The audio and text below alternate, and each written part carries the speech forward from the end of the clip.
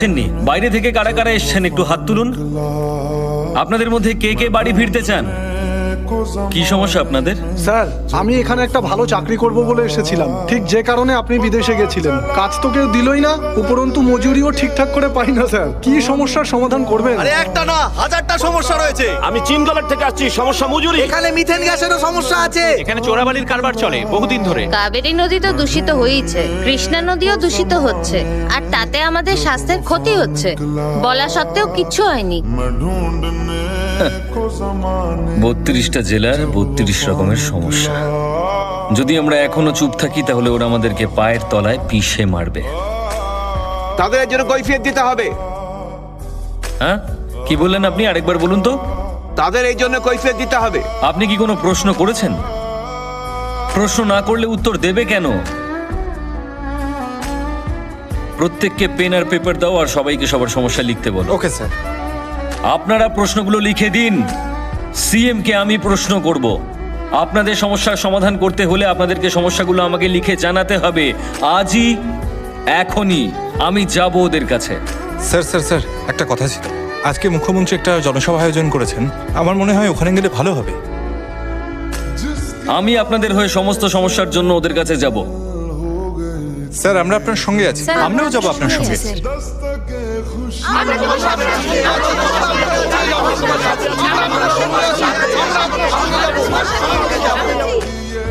আমি একা গেলে কাজটা তাড়াতাড়ি হবে, কিন্তু আপনারা সকলে গেলে যে কোনো রকমের ঝামেলা হলেও হতে পারে। তাই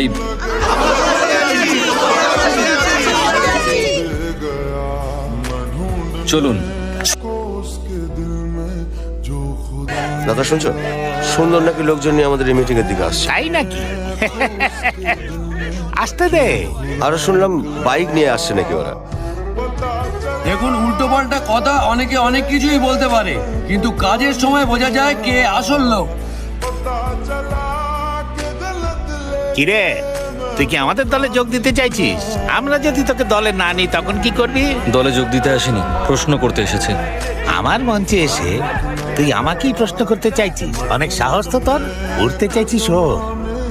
যখন ডানা ছেটে দেব তখন বুঝতে পারবি কত ধানে কত চাল। আমি যদি একটা ইশারা করি না, এরা তোকে টুকরো টুকরো করে কেটে ফেলবে।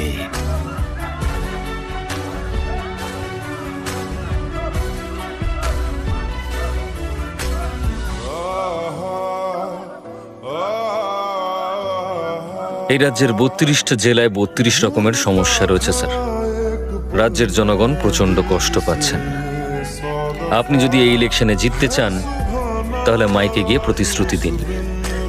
আমি আমার নমিনেশন উইথড্র করে নেব। সিম্পল। তুই যে স্কুলে পড়েছিস না, তার হেডমাস্টার ছিলাম আমি, আর তুই আমাকেই শেখাতে এসেছিস। আমি ভীষণ ভয় পেয়ে গেছি রে। চল বাড়ি চলে যাই।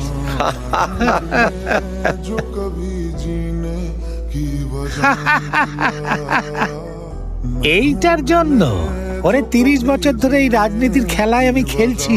নির্বাচনের সময় কি করতে হয় সেটা আমি জানি। এই রকম প্রতিশ্রুতি আমি প্রতিবারই দিয়ে থাকি। দেশে যদি গরিব না থাকে তাহলে আমরা ভোটটা পাবো কার থেকে? ওরা পেটের দায়ে চুরি করবে, একে অপরকে খুন করবে, আর আমরা গলা চিৎকার করে প্রতিবাদ করব।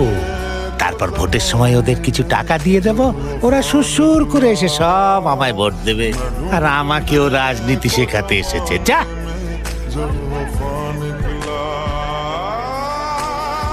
না, আপনি বোধহয় একটু ভুল করছেন।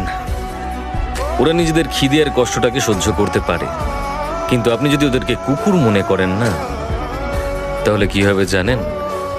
কেটে পিস পিস করে দেবে।